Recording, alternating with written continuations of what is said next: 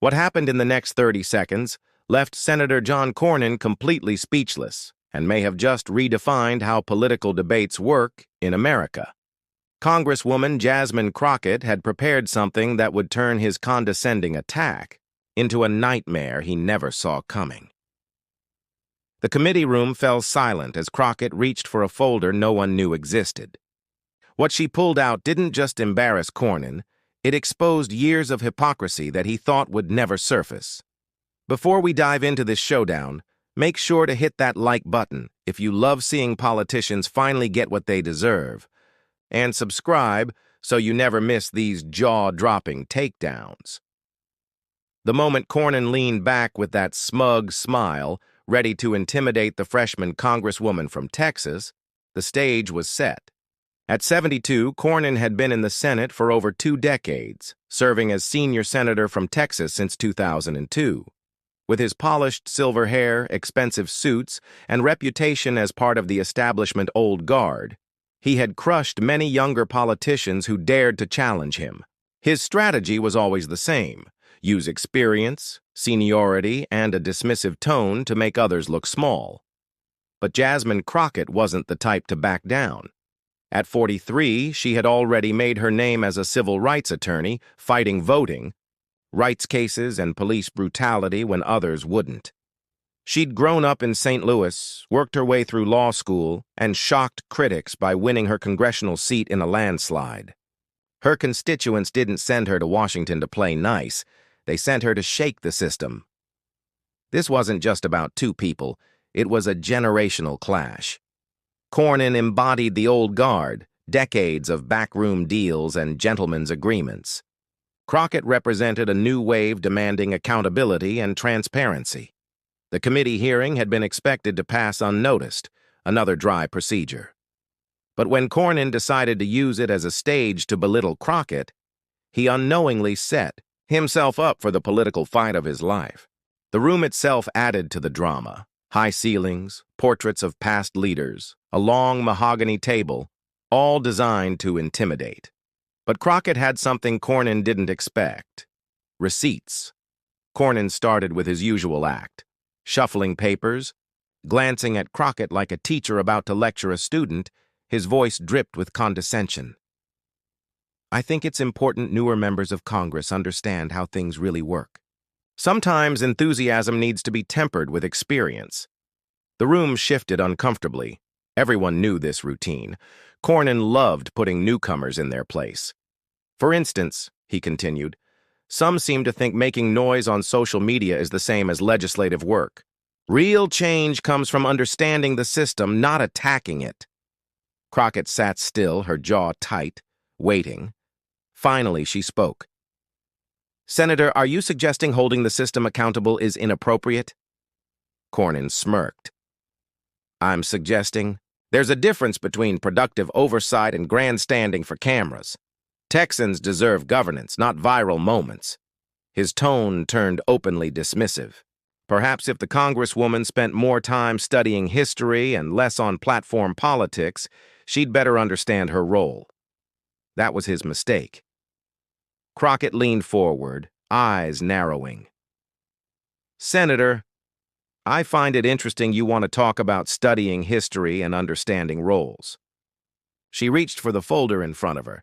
Cornyn barely noticed. He'd seen plenty of rookies hide behind papers. "I'm always happy to discuss history," he said with his practiced smile. 22 years here teaches you a lot about how government works." But the other members leaned forward. Something about Crockett's calm movements, the way she turned the pages with precision, signaled this wasn't ordinary. 22 years, she said evenly.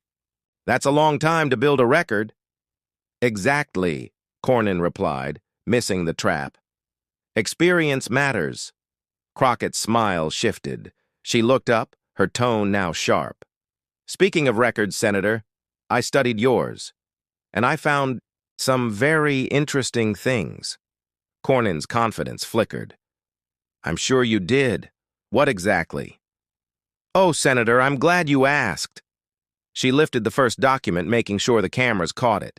This is a voting record analysis of your 2 decades here. Let's start with voting rights. Last month, you gave a speech about election integrity, but in 2006, you co-sponsored legislation to expand early voting and simplify registration. You called it essential for democracy. Cornyn stiffened. Circumstances change. New information requires updated positions. New information? Crockett tilted her head. Or new political calculations. She pulled another chart. Because your position shifted exactly when your voter base shifted. Moderate voters, pro-access, conservative primaries, restrictive. The timeline is undeniable. The cameras zoomed on Cornyn's uneasy face. This wasn't sparring. It was a dismantling. And then there's this, Crockett continued, pulling another page. In 2018, in an interview with the Dallas Business Journal, you said the future of politics belongs to diverse voices not afraid to challenge the status quo. You said we need young people, especially young women and people of color, bringing fresh perspectives. Cornyn's face drained. He tried to respond, but nothing came out. You even said, Crockett pressed, established politicians like you should step back and listen rather than silence new voices. Which version of John Cornyn should Texans believe? The one championing diverse perspectives or the one who just spent 10 minutes trying to silence me for doing exactly that? The silence was suffocating. Cornyn opened his mouth, stammered, then muttered, "That's out of context." Context? Crockett raised. Another sheet. I have the full transcript. Would you like me to read more? Cornyn raised a trembling hand. That won't be necessary. But Crockett wasn't done. She pulled one final paper. From your own website, Senator. This morning it's still listed among your accomplishments. Mentoring young politicians. So, tell me, is belittling them in public your idea of mentorship? Because if so, you may want to update your biography. The room erupted. Some committee members laughed outright. Others stared in disbelief. Cornyn sat pale, gripping the table, hands shaking. Senator, Crockett finished, leaning forward. You thought you could intimidate me because I'm young, because I'm a woman, because I'm black, because I'm new here. But I didn't come here to play your games. I came here to change them, and if that makes you uncomfortable, maybe it's time to update more than your website. For the first time in his career, Cornyn had nothing left to say. Crockett calmly closed her folder. I think this would be a good time for a recess. The chair, stunned, agreed. Within minutes, clips spread like wildfire across social media. The hashtag #Crockett destroys Cornyn trended nationally. The most viral moment, her reading his own words back to him, hit over 100,000 shares in the first hour. Analysts called it the political knockout of the decade. Professors began adding it to their case studies. Strategists said she had rewritten the playbook for taking on the establishment. The impact rippled across politics, law schools, debate teams, business schools, even seminaries. Young people saw in Crockett a model for preparation and courage. Donations flooded her campaign. Late-night comedy mocked Cornyn's speechlessness. Even some Republicans admitted privately he'd walked into a trap of his own making. The lesson was clear. Seniority and arrogance no longer guaranteed dominance. In the information age, preparation and receipts ruled. As members left the chamber that day, 2 images stood out. Crockett calmly packing her papers and Cornyn staring silently at the table, his political armor shattered. That was the moment.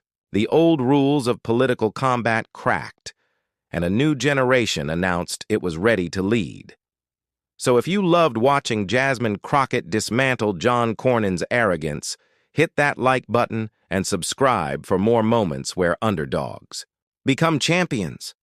Remember this: preparation and principle will always triumph over privilege and arrogance.